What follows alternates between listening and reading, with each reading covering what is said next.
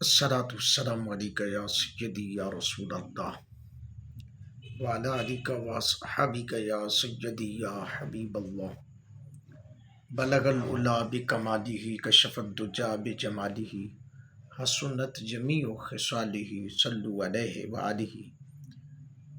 حضرات گرامی قدر، آج شب جمعہ ہے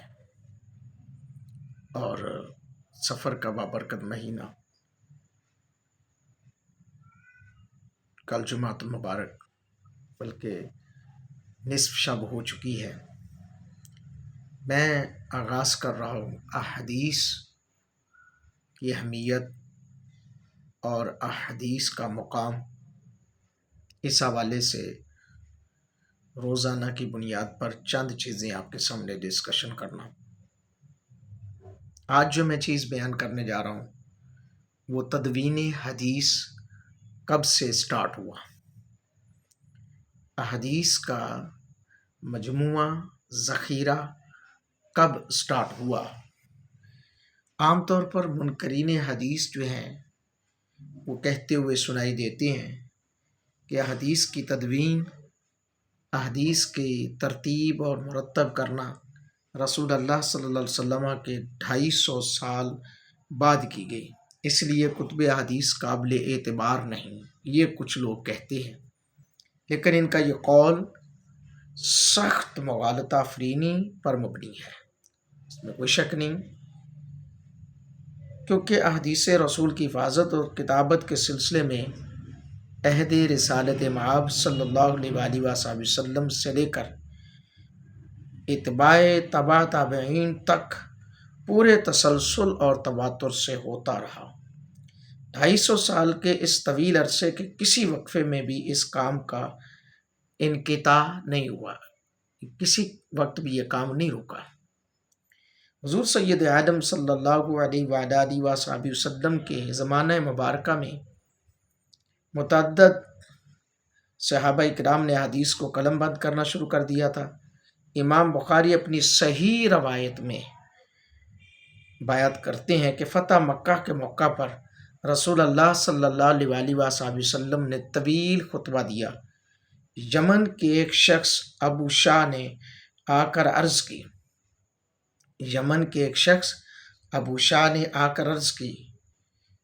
کہ یا رسول اللہ صلی اللہ علیہ وسلم کہ غلاموں سنو، کیا آ کر عرض کی، اکتب لی یا رسول اللہ، میرے لیے یہ خطبہ لکھ دیجئے۔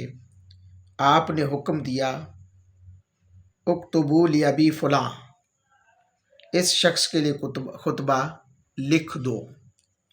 یہ امام ابو عبداللہ محمد بن اسماعیل بخاری المتوفہ ہیں، 256 ہجری، صحیح بخاری جلد نمبر 1 صفحہ نمبر 22، مطبوع ہے نور محمد اصح المطابع کراچی، یہ اس میں یہ حدیث لکھی ہوئی۔ اسی طرح حضرت عبداللہ بن عمر بن عاص کو احادیث لکھنے کی عام اجازت تھی۔ امام ابو داؤد روایت کرتے ہوئے لکھتے ہیں کہ حضرت عبداللہ بن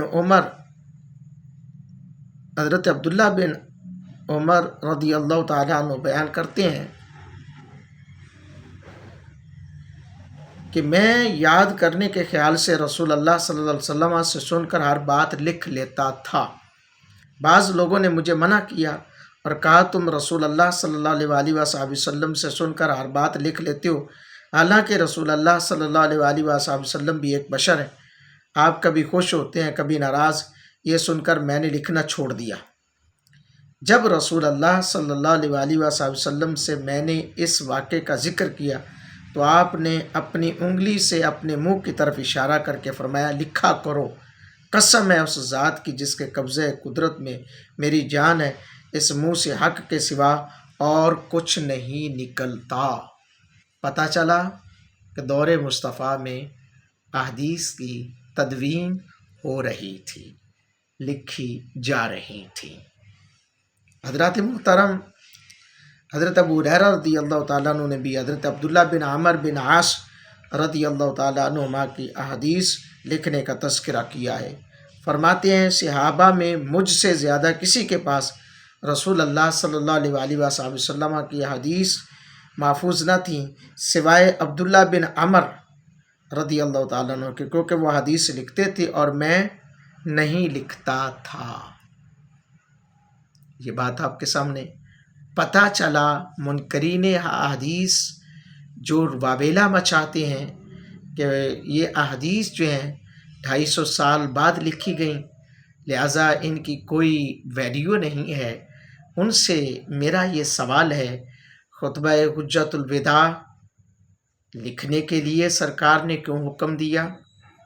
اور پھر حضرت عبداللہ بن عمر بن عاص رضی اللہ تعالیٰ عنہ کو حضور نے اشارہ کیوں کیا کہ لکھا کرو کہ میں حق کے سوا کبھی کچھ نہیں بولتا؟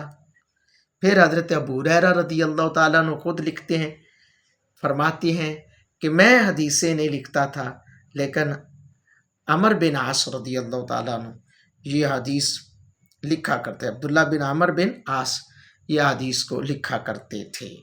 اور بھی بہت ساری چیزیں موجود ہیں جو کہ اب امام ابو داؤد، امام بخاری کی روایتوں سے یہ ثابت ہو گیا کہ حضرت عبداللہ بن عمر احادیث قلبند کیا کرتے تھے، اور حضرت ابو ہریرہ رضی اللہ تعالیٰ عنہ تو رسول اللہ صلی اللہ علیہ وسلم کی توجہ سے ان کا حافظہ بہت تیز ہو گیا تھا، اس وجہ سے وہ حدیث نہیں لکھتے تھے، تاہم ان کے پاس رسول اللہ صلی اللہ علیہ وسلم کی احادیث کتب اور صحائف کی شکل میں بھی محفوظ تھیں۔